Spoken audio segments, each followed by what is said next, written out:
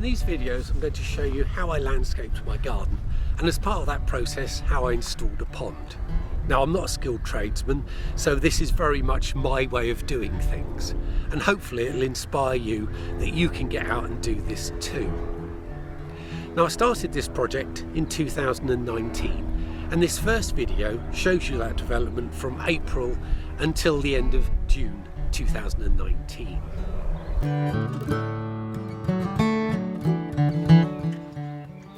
So this was our garden when we moved into the house. I didn't like the sheds at the very end at all. They made it very enclosed and they blocked off what was a lovely view.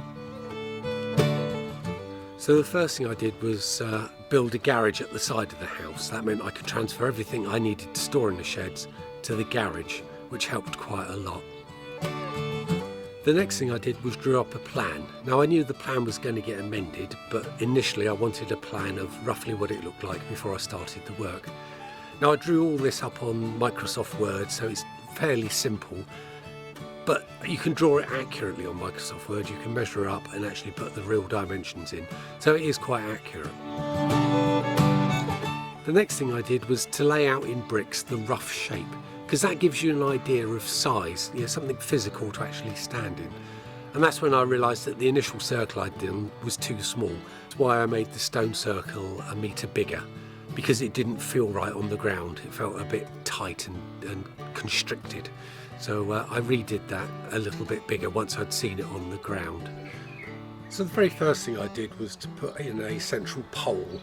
This was to give me a datum point for doing the circle, so I could just run a piece of string and I knew that the radius would be right all the way round.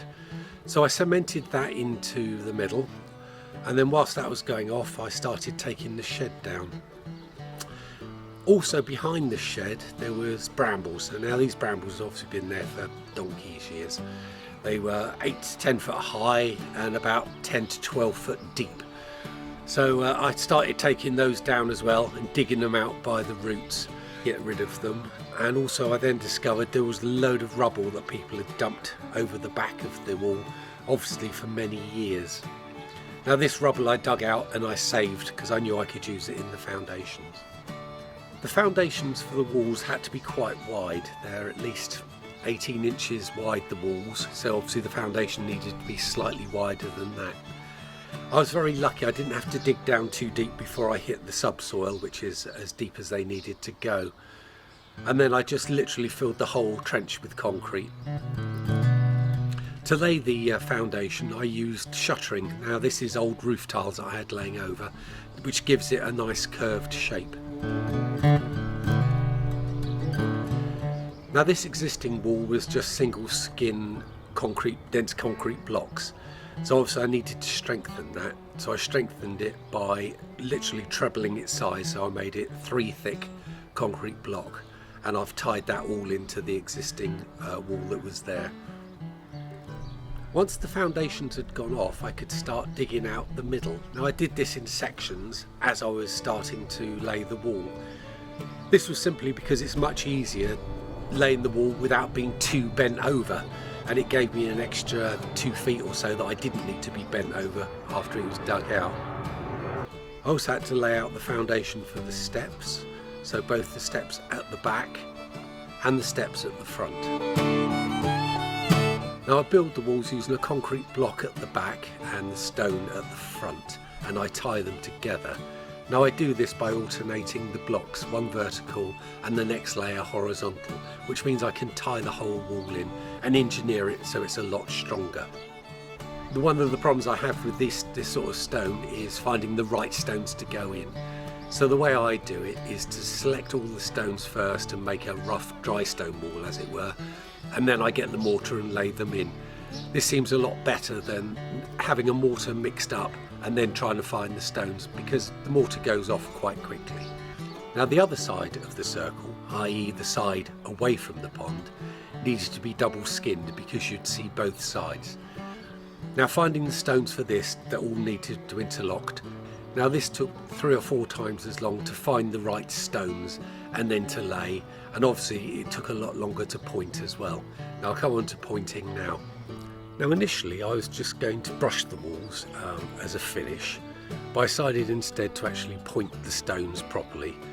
This brings out each individual stone and gives an overall effect that looks much more pleasing, I think.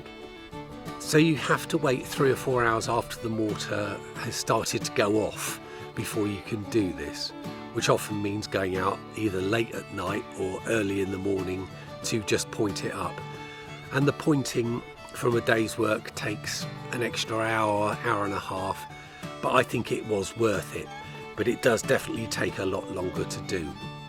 Now, no special tools are needed. I just use an old piece of metal and a brush, and it's as simple as that. And then it just takes time, just individually highlighting each stone and brushing it off. Now, the way I do the steps is to make each tread slightly wider in concrete, which is then the foundation for the next riser. Once that rises in, I then backfill with compacted hardcore and then lay a good solid base of concrete on the top, which again is the foundation for the next step, and gradually we go up like that. So as you can see, the walls are starting to come up now and the whole garden's beginning to take shape. The one thing with as you're building the walls up is they need to be tied into the rest of the walls, so you need to start doing the steps and the retaining wall at the same time. You can't build a wall in isolation, as it were, because it all needs to be tied in together.